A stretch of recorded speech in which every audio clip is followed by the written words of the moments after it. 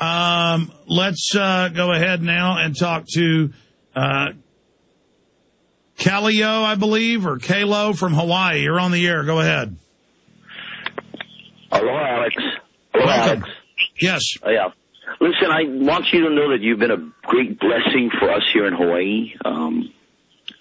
And indirectly, you've also been a very blessing for the Hawaiian sovereignty movement, because the Hawaiian sovereignty movement we've been fighting the New World Order since 1893, since the overthrow of the Hawaiian Kingdom by British and American businessmen. So they came and just killed your leaders and took over.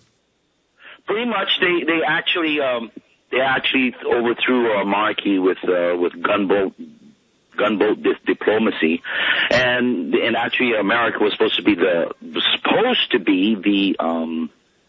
protected, with over 26 treaties with America, as well as all the other European nations of the world. And actually, the Kingdom of Hawaii has a third seat in the United Nations. It's never been seated since the League of Nations.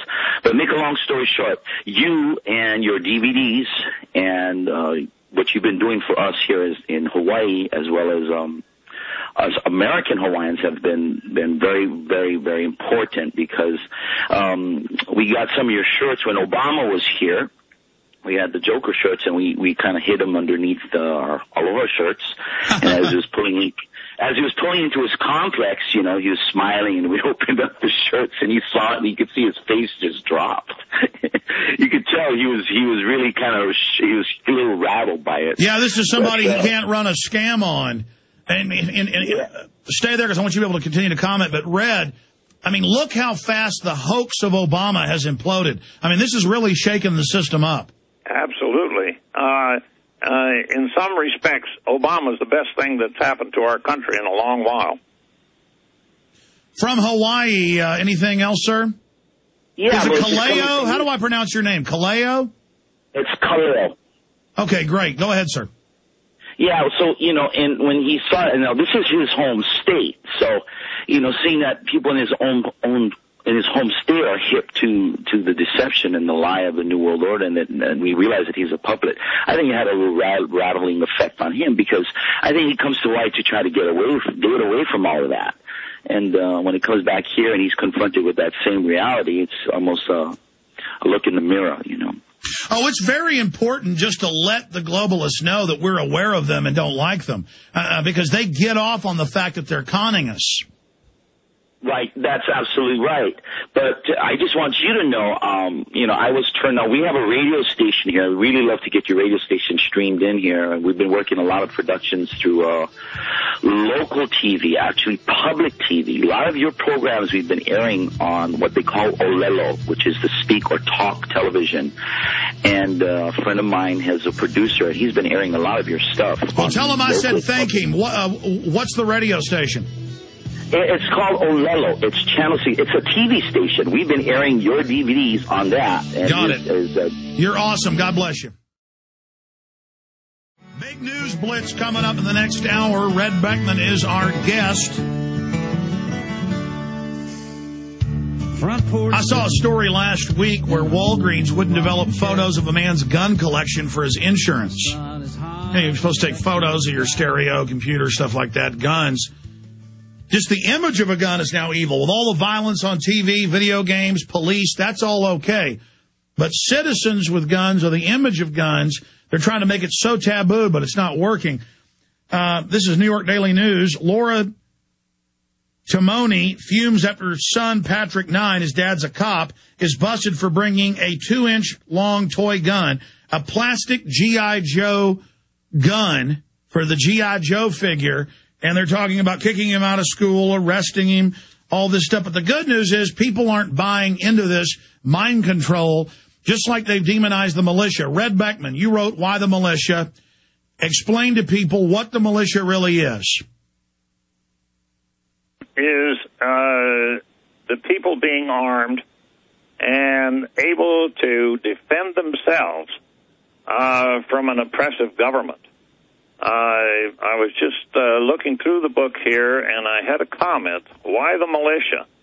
And I said, for the same reasons we had in 1775 You remember the history of how the British general in Boston ordered the troops to go out to Lexington and confiscate the powder and the shot that the Patriots were collecting, anticipating a war or a revolution, whatever.